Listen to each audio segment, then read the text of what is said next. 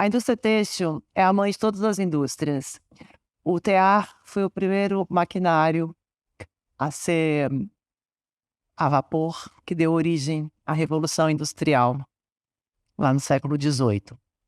O algodão inaugurou a cadeia mundial de fornecimento global. Ele era produzido no Caribe, no norte do Brasil, e era transportado como commodity, como é até hoje, uma matéria-prima, para Manchester, na Inglaterra. De lá era transformado em confecções, em roupas e distribuído para toda essa nova geração de trabalhadores industriais, urbanos, que surgiu naquela época. Hoje em dia, a indústria têxtil ainda é uma das mais fortes e maiores, que mais empregam no mundo, e também é uma das indústrias menos sustentáveis, tanto socialmente quanto ambientalmente. Aqui com a gente hoje, a gente tem dois nomes da moda brasileira e a gente vai falar sobre reaproveitamento de tecidos, como construir uma indústria mais bonita por fora e por dentro e como desperdiçar menos, né? Tem aqui alguns dados. A indústria da moda perde ou desperdiça 1 caminhão de lixo têxtil por segundo. Insano. Insano. E os gases de efeito estufa, que não é um privilégio da indústria da moda, que tudo que a gente produz vira né, gases, é de 1,2 bilhão de gases de efeito estufa são liberados por ano. Eu imagino que esse número seja muito grande. Oi, esse aqui é o seu Reset Podcast. Eu sou a Alexandra Fará, jornalista. Oi. Eu sou o Jonathan Marques da Fonseca, co-host dessa jornalista incrível, Alexandra Fará. Muito obrigada. A gente fala de assuntos sérios de maneira muito leve. Espero. Apresente, por favor, os nossos convidados. Então, para falar de todo esse desperdício, a gente tem como convidados hoje 2 designers incríveis aqui na nossa frente, de histórias completamente diferentes, mas unidos por um ponto: o reaproveitamento do material para exercer a moda de uma maneira mais consciente e responsável. Carolina Augusta e André Lima. Olá! Olá! Agora eu vou começar com a minha voz sexy. Pode. Bom, gente, já que você falou da origem, que eles vêm de caminhos diferentes, né, a gente está falando. Vamos começar com as meninas. Obrigada. Carolina Augusta, que esse nome é maravilhoso mesmo. Obrigada. Parece nome de rainhas. Né? Eu sinto assim. Maria Antonieta. Pegar a cara. Não, e ela tem toda essa cara de, né? E olha esse cabelo, gente. Esse cabelo batom. Esse cabelo pode virar fibra têxtil. A gente vai. Não, custa muito caro e não está disponível. É todo um cultivo, gente. Isso é um cultivo, muitos anos, um método antigo também, muito natural, sustentável para conseguir esse tamanho de cabelo. Carol, o que é a Augusta? Há quantos anos surgiu a Augusta e como que você criou ela? A Augusta surgiu em Paris.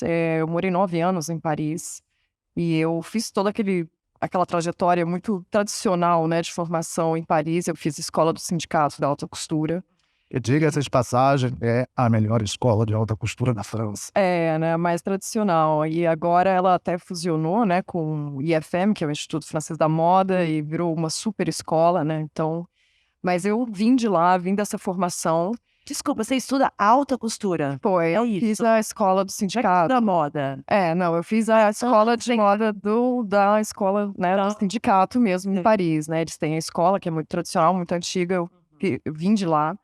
Que na verdade foi a minha segunda formação, né? Porque eu sou formada mesmo em cinema. A minha formação, formei em cinema, me especializei em figurino e fui para a França estudar mesmo. Eu queria entrar na escola de alta costura para poder aprender as técnicas e tudo. E enquanto todos os meus colegas, né, tinham aquela visão de entrar numa maison, né, de uma casa tradicional em Paris, uma marca, né, tradicional do mundo da moda, Eu comecei a brincar na época, a gente está falando aqui de 2013, tá? Tem muitos anos isso já. Eu comecei a brincar, a testar um pouco com os tecidos sustentáveis que a indústria já estava oferecendo, né? As primeiras soluções, e ainda era uma época, assim, né? Terra, assim, arrasada. Ninguém falava tanto em sustentabilidade. Tinha, né, no mundo a Stella McCartney, claro, que estava à frente, já estava testando com as novas fibras. Mas no mundo do luxo, ninguém estava realmente fazendo isso, né? E assim, você via algumas marcas, as marcas que estavam fazendo isso na Europa, que estavam tomando a frente, ainda eram muito poucas e eram sempre essas marcas assim, que a gente podia falar assim hoje ripongas, né? Que todo mundo estava fazendo uma camiseta com algodão reciclado, você falar de um modal rastreável, assim, as pessoas não entendiam nada disso, o cliente muito menos. E aí eu comecei, a minha marca começou eu fazendo a escola.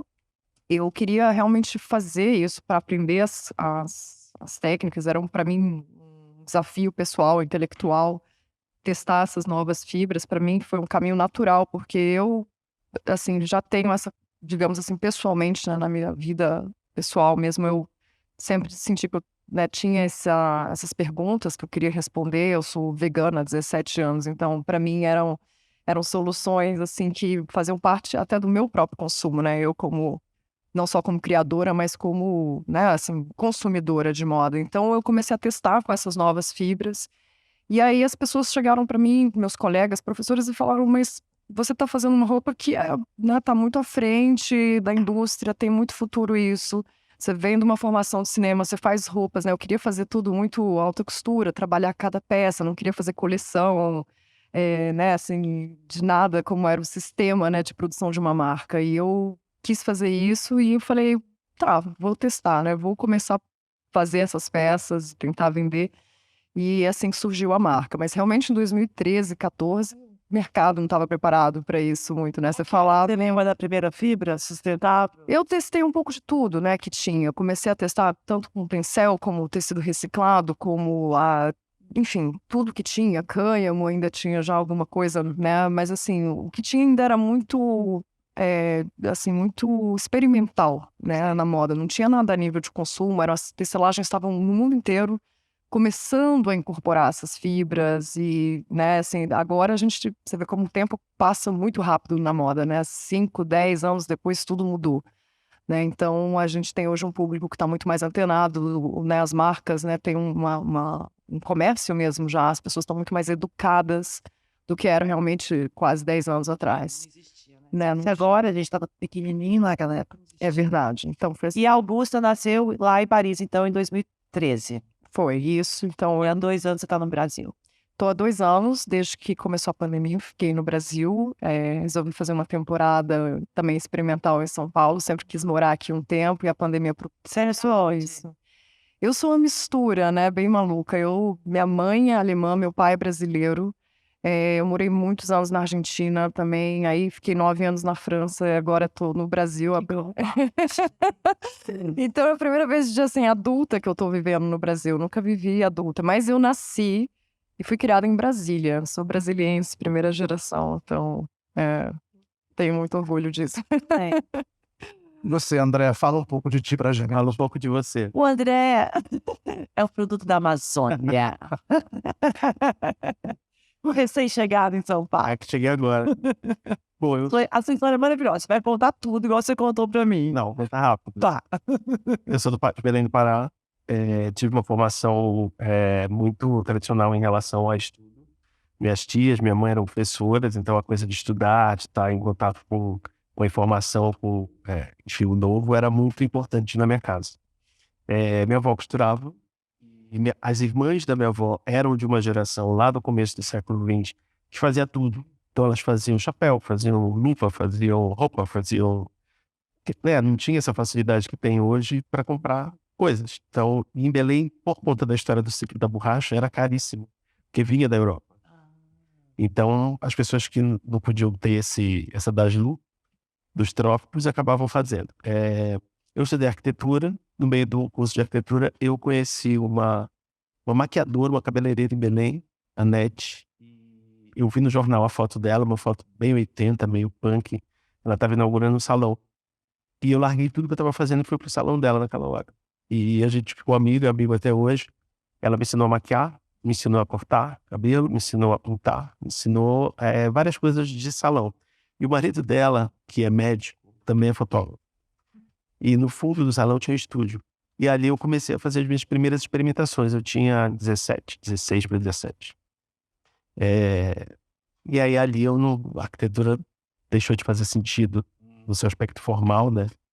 E era engraçado porque na época que eu estudava nos anos 80 já se falava em sustentabilidade da arquitetura lá. Olha, Era uma coisa muito importante, assim. E eu saí da faculdade exatamente por isso. não era 80, era 90. No 80. Eu entrei na faculdade em 87. Tá. E aí, 87. E tanto que eu saí da faculdade por isso, porque eu era totalmente pós-moderno, eu queria fazer coisas com vidro, com bastante cimento. Tudo que eu achava frio, com aço, né? E imagina, era uma coisa muito problemática lá. E eu acabei indo pro lado da arquitetura, da maquiagem, da produção de moda. E montei na minha casa um ateliê. Minha mãe deixou eu pegar a sala e montar um ateliê. E aí eu fazia roupa para minha mãe, para as amigas dela, para os vizinhos. E tinha uma clientela que ia de socialite a travesti. Já lá, nessa época. Diverso total, assim. Minha casa era uma casa onde essas pessoas frequentavam. Então, assim, da mesma maneira que entrava um travesti, que fazia show na boate que a gente ia, meus irmãos, tinha também as poderosas que iam lá fazer isso. Então, era uma mistura muito louca desde muito cedo. Quando eu vi que tinha muita coisa rolando lá e que estava dando muito certo, eu vim para cá. Cheguei aqui em 92. Em 92 eu fui ser assistente de quem eu pudesse ser, né? Que é uma coisa que hoje a gente eu acho que vocês já devem ter ouvido isso em alguma roda, porque a gente ouve muito. Ninguém quer ser assistente mais, a pessoa nasce diretora criativa, né? Não, mas peraí, você chegou, bateu na Vogue, sem saber conhecer ninguém. Aí eu peguei, fiz um currículo do que eu tinha feito lá, fui na Vogue. Bati na Vogue, Marcinha Caetano, a secretária de redação até hoje, né? Um ícone. E eu disse, eu quero falar com o Giovanni Frasson, que era o editor. Ela falou, tá bom. Ligou pro Giovanni, André, tá aqui, André Lima, de onde ele é? Pensou que eu era de alguma empresa. Então, você é de Belém. E aí, ele veio me receber porque ele entendeu uma pessoa de Belém chegar lá e oi, tudo bem. E assim, nesse oi, tudo bem, as coisas foram se desenrolando. Aí eu fui assistente dele, depois fui assistente de 2 figurinistas, uma na Manchete, uma na Globo. Depois fui assistente de algumas estilistas, Márcia Gimenez, da Equilíbrio.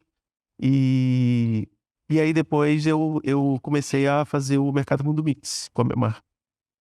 Então foi uma coisa muito, assim, de chegar a entender, trabalhei aqui como maquiador também, mas a moda falou mais forte. O mercado Mundo Mix era um mercado organizado pelo Beto Lago, e Jair, que vendia, que eram barraquinhas. Eram stands, na verdade, com araras, e as marcas autorais daquele momento estavam ali vendendo. E dentro de um contexto extremamente clubber, bem da época. Então, essas pessoas que vendiam no mercado Mundo Mix se encontravam no Senhora Kravitz, se encontravam no Columbia, nas festas, e aí começou a se formar uma cultura clubber, uma comunidade, enfim, que tinha como líder a Érica Palomino. E o John já participava, John de Luxo. Todo mundo, era aquela geração, Rascovitch, Caio Gomes, Sommer, a Juliana Jabor foi no Mercado Mundo Mix em Minas.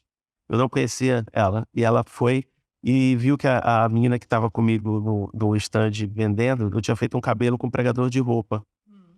E ela disse, você faz esse cabelo em mim? Assim, eu conheci a Juliana.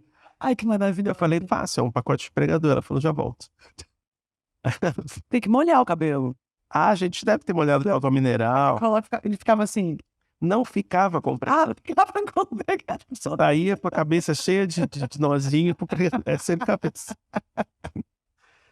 Então, sou fruto dessa geração. Multitasking. E que era muito experimental, né? Que era muito ligada na cultura da noite, mas que era extremamente experimental. Que criava moda.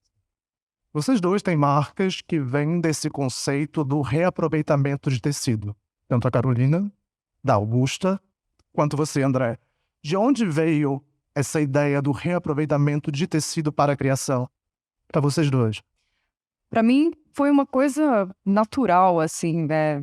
Saiu da necessidade mesmo, né? Eu sendo uma marca muito pequena, querendo produzir, né, peças muito exclusivas e tudo, não tendo como fazer pedidos de tecido, logo que eu iniciei minha marca, eu percebi que eu tinha que usar sempre o que já tinha disponível, né? Então, assim, quando eu vou nos meus fornecedores, eu sempre compro o que já tem. Então, primeiro que isso é legal, porque você trabalha com o que já tem, é sustentável, né? Assim, é essencialmente sustentável, porque você já não está produzindo um tecido, você está usando o que já está ali no estoque, que foi resto de produção, às vezes, de um pedido grande, de um cliente grande. Então, eu tenho que usar esse tecido que já tem. E também a segunda coisa que fica extremamente chique, muito exclusivo, né? Porque essa é a essência, acho que, do luxo, você ter hoje uma peça que é exclusiva. Então, eu consigo, às vezes, um rolo que tem 12 metros de tecido, um restinho. E com isso eu faço algumas calças e aquela, sei lá, vão ser 4, 5 calças que eu vou conseguir fazer com aquilo e vai ser o que tem. Então, depois eu tenho que achar uma outra cor. Então, é muito sustentável e muito chique, né? Muito exclusivo você usar isso. Então, para mim, essa já foi a primeira necessidade que eu tive em reaproveitamento, né? Eu acho que, assim, já nasceu com a marca e eu sempre faço isso e eu acho que é muito bacana você trabalhar com isso, porque até criativamente é muito rico, né? Você nunca está repetindo, você está sempre pegando aquela modelagem incrível que você fez e usando em outros tecidos e, né, assim, é eterno esse processo. E é muito bacana, né? Não é uma coisa de produção em massa que tá sempre, você tá pedindo mais tecido e fazendo.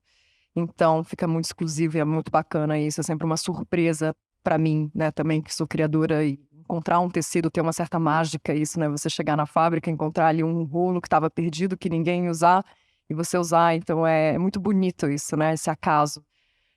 Mas não dá uma dor, assim, se vender muito uma peça, você faz, por que que não tem mais 50 delas? Claro, exatamente, dá uma dor, mas é Para você escalar, quer dizer, isso é um fenômeno do reaproveitamento, fazendo advogado no diabo, tá? claro, Para marcas pequenas, né? sim. Ou não?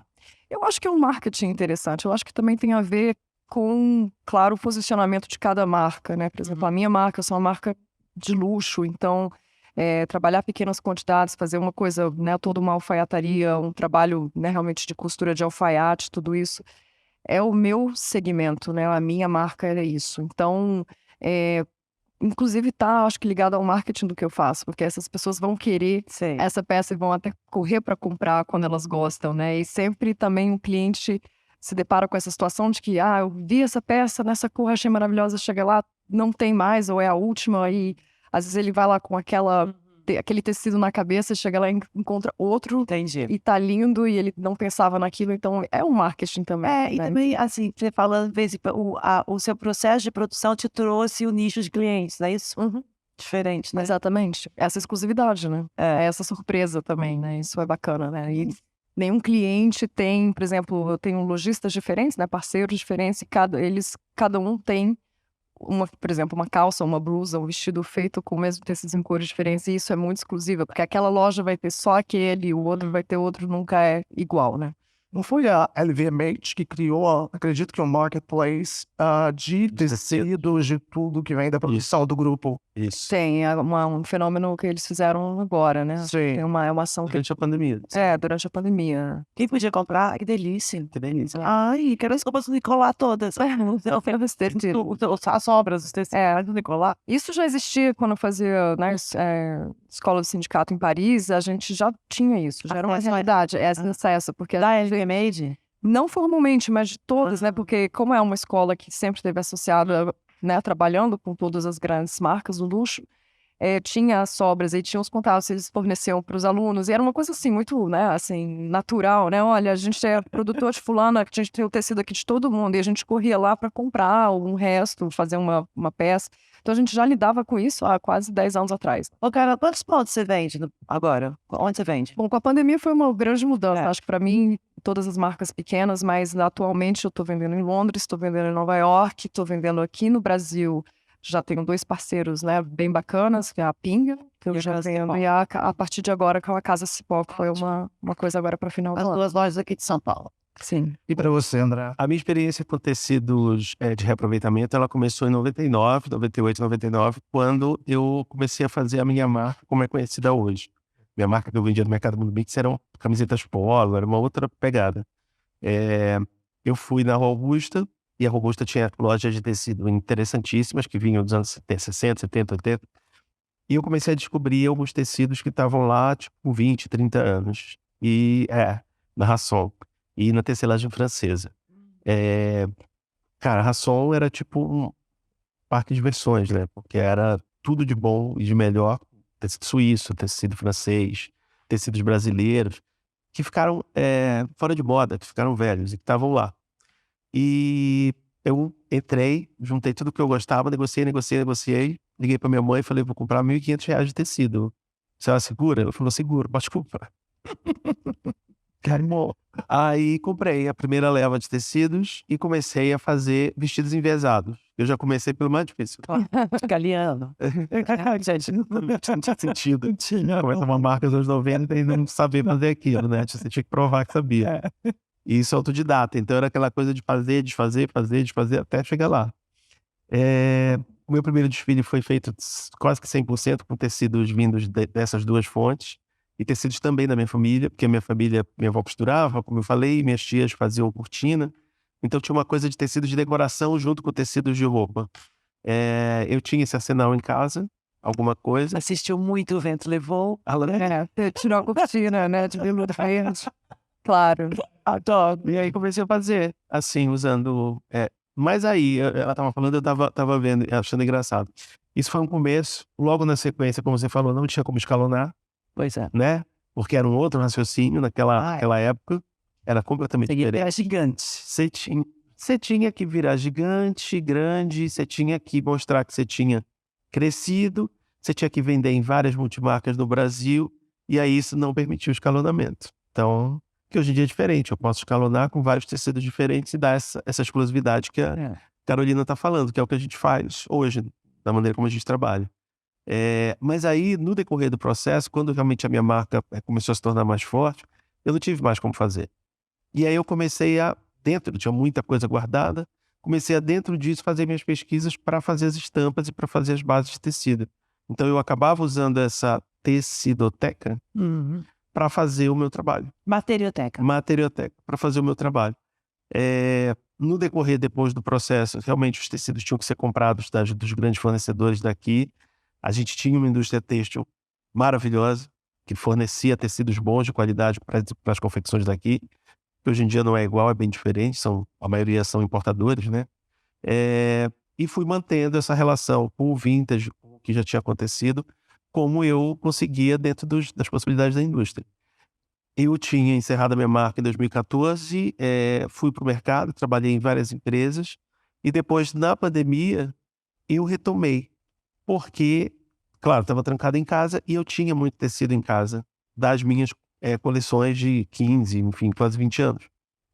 E o mais interessante era você fazer um vestido que tinha 5 tecidos diferentes, com 5 coleções diferentes.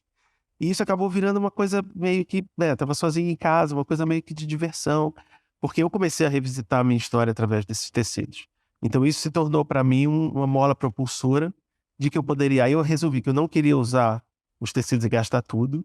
Então eu ia fazendo misturas, porque eu conseguia fazer mais peças. E algumas coisas eu guardei para momentos especiais. É um tesouro mesmo, né? Guarda tem. Gente, mas esses relatos de vocês são assim, me passando um filminho na cabeça dos últimos anos da moda, né? Porque você começou logo depois que caiu o prédio em Dhaka, né? Exatamente. Foi o começo da sustentabilidade, né? Foi o início, né? Eu acho que foi talvez o batismo, né? Se tem uma palavra, assim, para a indústria da moda, né? Aquilo realmente foi muito, né? Teve uma visibilidade muito grande e mudou, né? Teve que mudar, né? Depois daquilo. Agora, gente, voltando assim para processo de como é que a moda era, né, André? E quais os valores que vocês, estilistas, tinham, né? Ou a formação que vocês tinham, que é o que a gente estava falando antes, de fazer roupa. O foco era a roupa, né? Fazer O roupa. foco era uma paixão pela roupa, pelo fazer a roupa, pelo ofício de fazer roupa. Então a gente começava e a gente tinha como desafio próprio, interno, ser muito bom. Então, E tinha vergonha até se você não fosse. se você não fizesse uma Fez roupa qualquer boa, coisa. Hoje em dia é styling, né? hoje é imagem. Imagem, Imagem. puramente imagem. Hoje é imagem. É. Muito mais imagem do que roupa. E a gente sempre tem essa conversa, né, André? E é contraditório. Falta, né, E é contraditório essa também, né? cultura de moda, né? De roupa, de estudar, de realmente fazer uma modelagem. Hoje não. Pega 90% das marcas hoje, é isso. Elas têm um Instagram fortíssimo, tem imagem, tudo, né? Tá impecável, mas você pega a roupa e a roupa tá cheia de pecados, né? Então, assim, você fala, E uma roupa que não vai durar. uma roupa que não dura, né? Uma roupa que vai se desmanchar. Mas peraí, a gente não tá falando da totalidade da indústria. Não, a gente está Não. falando muito de novas marcas Sim. e de iniciativas ligadas à moda autoral, que na verdade vem de um momento histórico, onde talvez a imagem, né, seja mais importante do que várias outras coisas. Então, Porque também a gente não tinha o fenômeno do Instagram, das redes sociais. sim. Tinha que fazer e provar, né? Como você falou. E o acesso à divulgação de imagem, ele era para aquela pontinha lá em cima da pirâmide, né? Você sair numa revista, você Nossa, aparecer numa televisão, era uma coisa se assim. ver retratado, né? Hoje todo mundo se retrata nesse. Autorretratado. Todo mundo leva isso muito a sério e se leva muito a sério. Eu acho que essa coisa desse espelho permanente, porque não deixa de ser um espelho permanente, Não. Eterno. é eterno. Ela é horrorosa, porque você fica vítima, você tem que ter uma cabeça muito foda pra você não ficar vítima daquela imagem que você projeta. Nossa, que é isso, gente? Tem dia que eu só quero, que eu tô muito feia, eu me olho no telefone, que o telefone já me deixa mais bonita. Aí eu falo, nossa, né, eu não sou feia, eu sou bonita. Depende do mood. Porque vocês sabem que a tela do iPhone, a câmera do iPhone já tem um filtro. Tá. Ela já vem, se você pegar, já teve um post uma vez que você pega o iPhone 3 e faz uma foto sua e te olha, e você faz o iPhone 10, 12, 13, ele já filtra. Então não precisa você colocar, já é um filtro. Entendeu? Então realmente tem uma disfunção e uma de imagem, assim, né? Mas o que eu queria falar é assim, desfile, qual é a relevância de desfile de moda hoje em dia?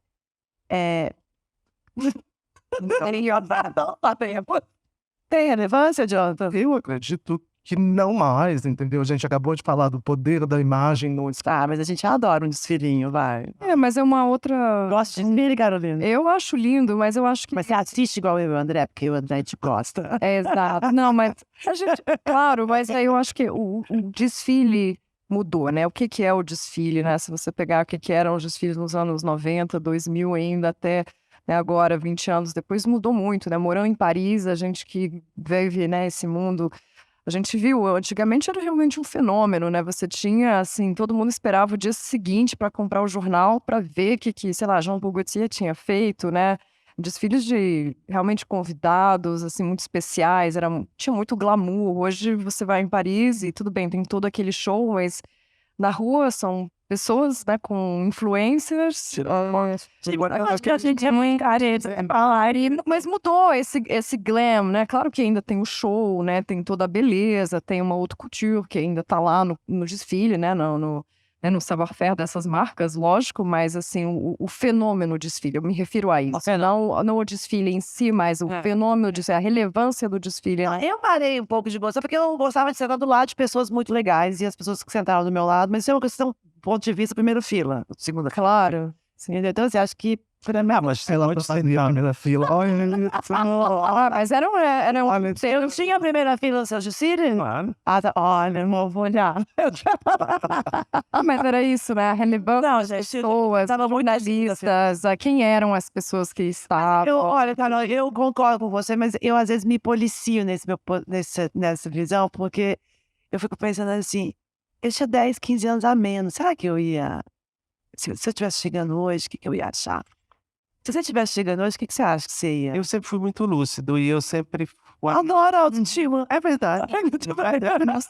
Eu não acho que a gente é careta, eu acho que a gente Não, você acha que é? Eu acho que a gente é analítico e a gente consegue desprender realmente o que a gente vê e o que a gente consome do que todo mundo vê e do que todo mundo consome. Eu acho que essa é a grande diferença, né? Sim. A gente tem com as redes sociais uma coisa muito louca de uma onda. Então, se você não entra naquela onda, às vezes muito idiota, desafio do gelo, sei lá, dancinhas, essas coisas horrorosas que as pessoas fazem, patéticas até.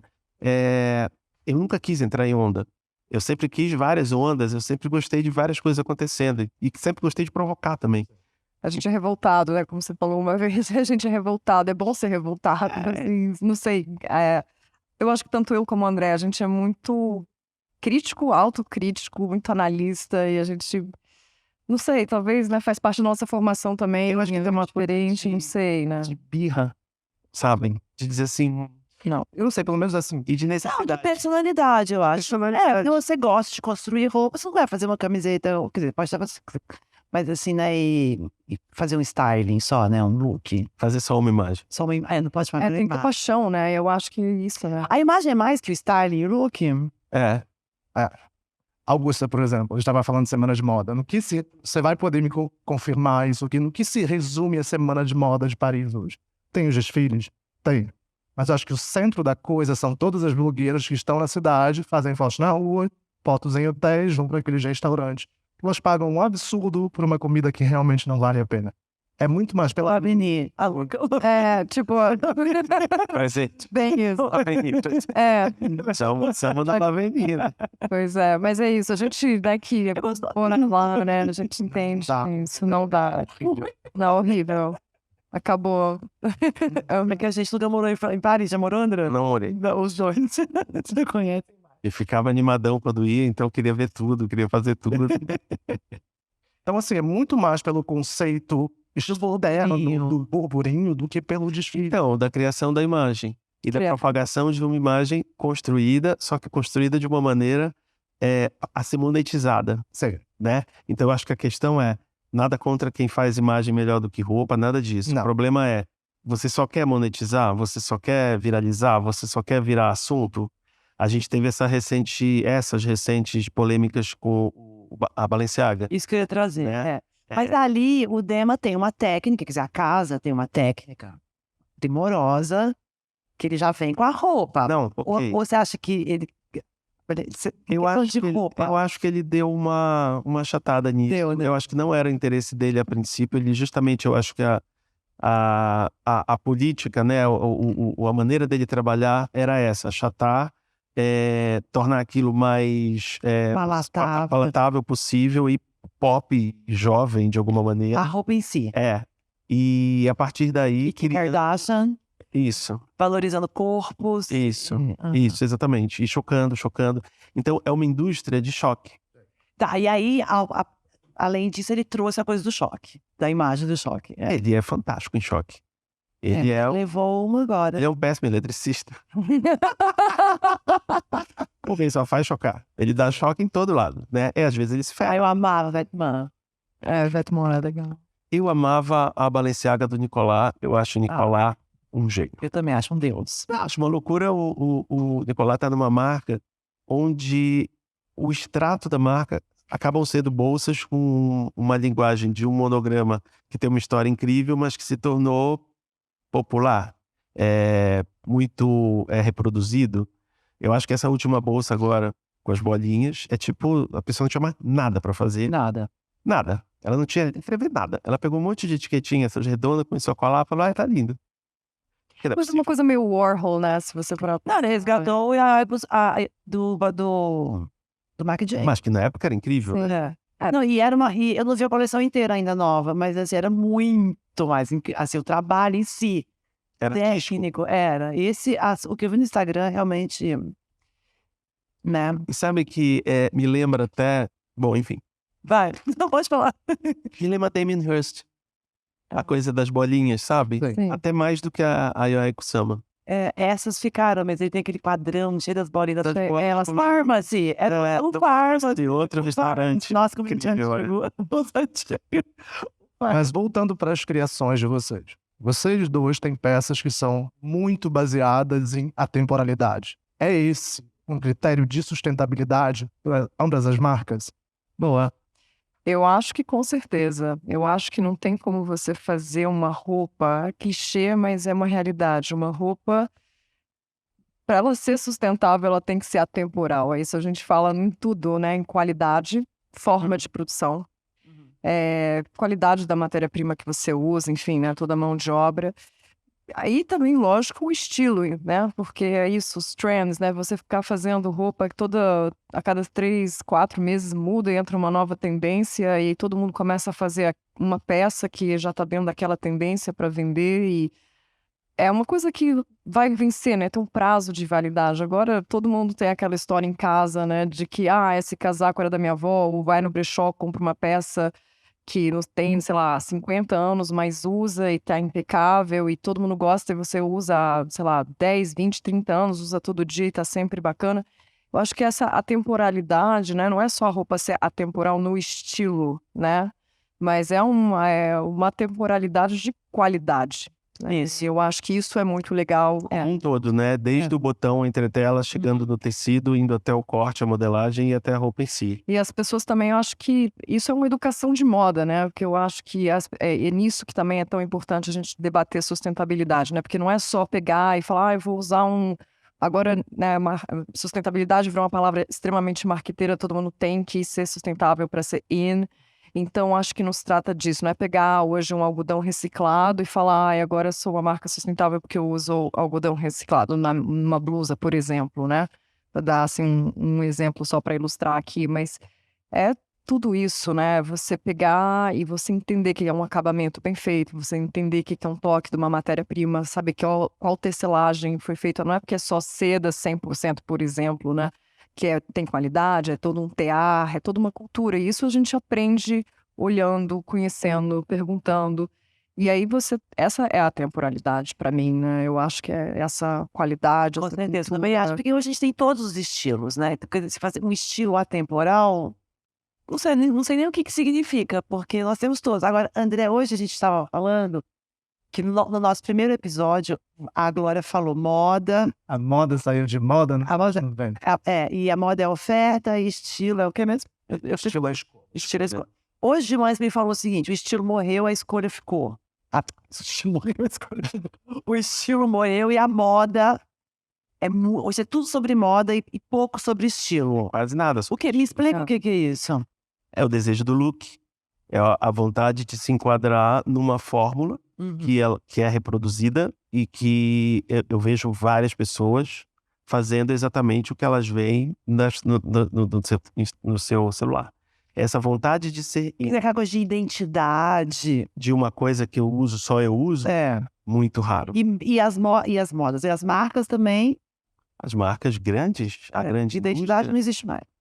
Faz para tudo. Faz para todo mundo. faz para todo mundo, tem que ser para todo mundo, para sobreviver às indústrias. Tem aí esse verniz sustentável em alguns casos e uma brasilidade também meio fake, que eu acho que Rasa. Colorido. fake, rasa, coloridinha, eu acho que às vezes muito óbvia e quase preconceituosa. E caricata. Caricata. E isso não se aplica só às grandes marcas. Isso se aplica a pequenas marcas e a jovens autores que estão bebendo dessa fonte sem saber profundamente do que se trata. Entendeu? Então, para eles, a brasilidade é isso. É uma palmeira estilizada, é uma onça, sei lá, uma baiana. São coisas que vão ser montadas para criar algum tipo de discurso para bater com outros discursos. O estilo não tem isso. O estilo é um discurso que ele se vale por ele próprio. Tudo que a roupa fala por si própria e pelo... Sem roupa. Sei. O estilo, ele fala sem roupa. Ele não precisa da roupa. Entendeu? A moda precisa disso. A moda precisa. E aí o modismo e essa coisa toda, eu acho muito cafona a tendência. Eu acho muito cafona as pessoas ficarem o tempo inteiro tentando se adequar a alguma coisa porque elas vão ser likeadas no Instagram. Mas é uma questão de sobrevivência também, né? As pessoas estão desesperadas. Não, gente, sobrevivência é comida. É trabalho, é comer, é morar. Sobrevivência é isso. Sobrevivência não é as pessoas me amarem. Eu ser amado e se eu não fui amado, eu vou ser execrado e eu vou morrer.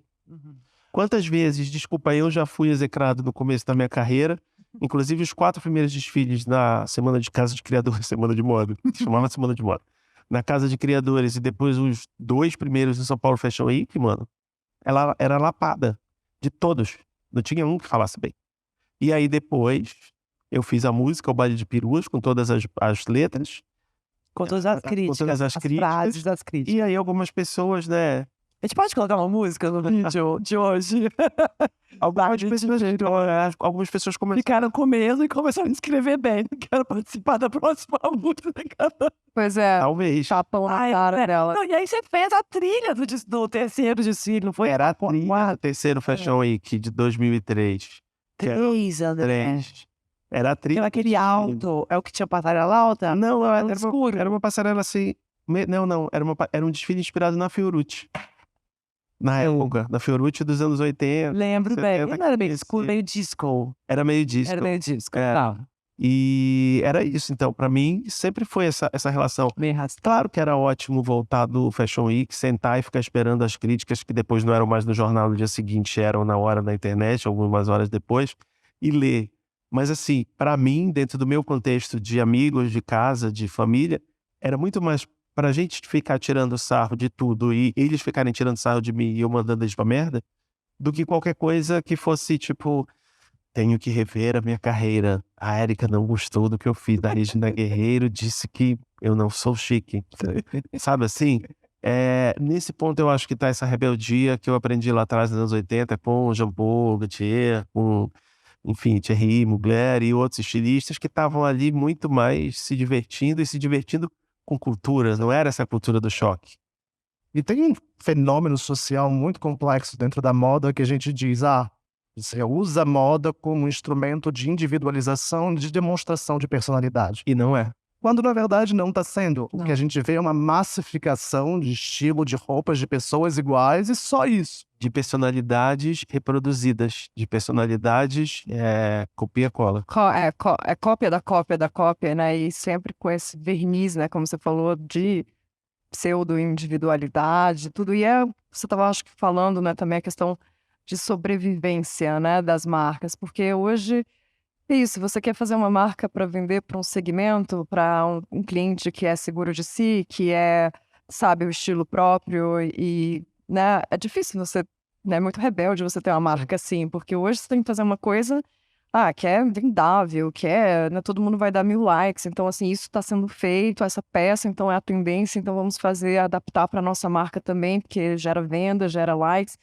E algoritmo. E no final é isso, você tem que para ser hoje uma marca, você tem que estar aí sendo aceito por todos da indústria, aceito pelo cliente. Não, mas vocês dois estão aqui. Justamente. Enfim, eu acho que hoje em dia o mundo é muito plural.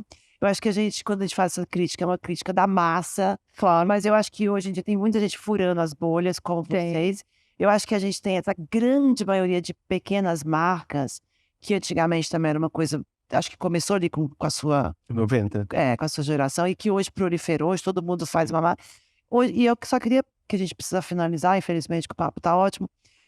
Como é que vocês gostariam de aprofundar essa questão de sustentabilidade, se vocês pudessem ir para 2023, aí, o ano que está começando? O que vocês gostariam de poder fazer mais? As meninas. Tá bom.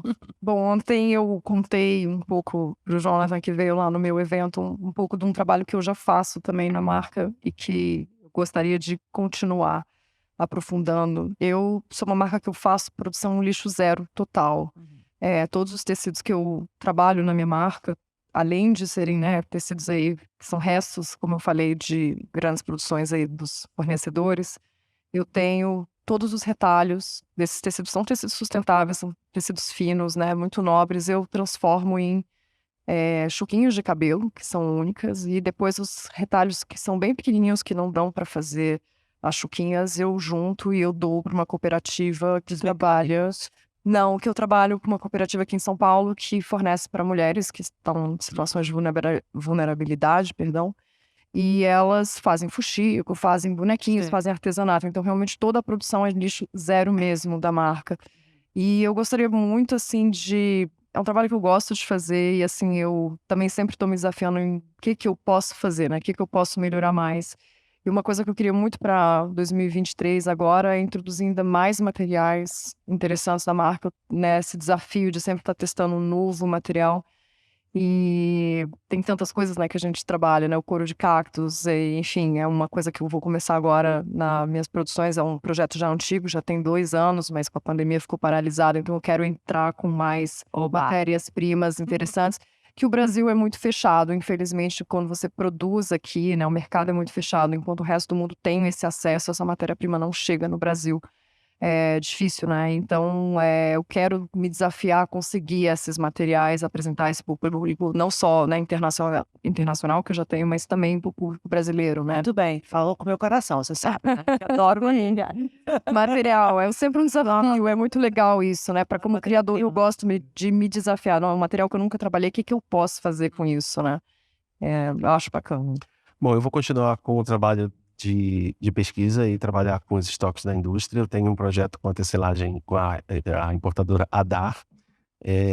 A gente tem um laboratório de teste de novas peças com novos tecidos e tecidos que podem vir do esporte, usados em roupa de festa, ou da decoração, usados em outro tipo de peças também. Que foi a capa da Casa Vogue. Foi a capa da Casa Vogue, exatamente. Muito bem. É um tecido de decoração que nem é dos tecidos mais usados na decoração de uma maneira nobre. O tecido é nobilíssimo.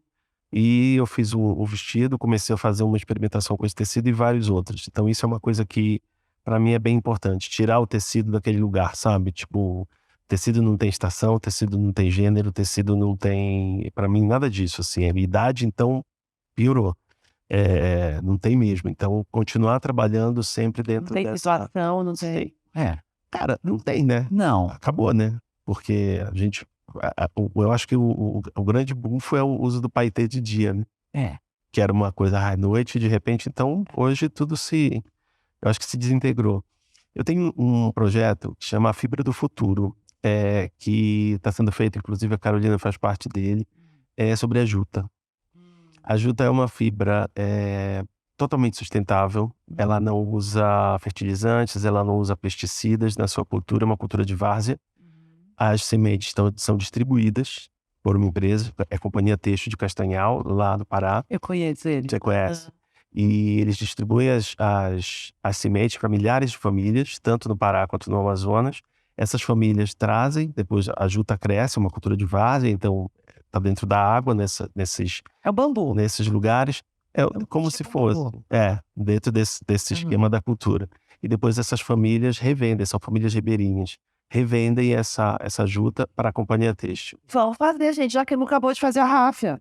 Exatamente. Nossa, que foi maravilhoso que ele disse, eu adoro. Mas eu acho que o grande desafio é tirar essa... A juta, ela é maleável ou ela é A juta não é tão maleável, a juta é uma fibra curta, curta? não é uma fibra longa, como o algodão.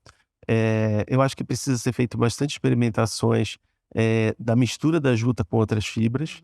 Então, misturar a juta com algodão, misturar a juta com seda, misturar talvez a juta com viscose. Não sei se duas curtas vão dar certo juntas, mas esse é o desafio para 2023. Entrar na fábrica, junto com um grupo de 6 designers, e a gente ir trabalhar em cima disso e propor novos usos para a juta e abrangendo tanto moda quanto decoração.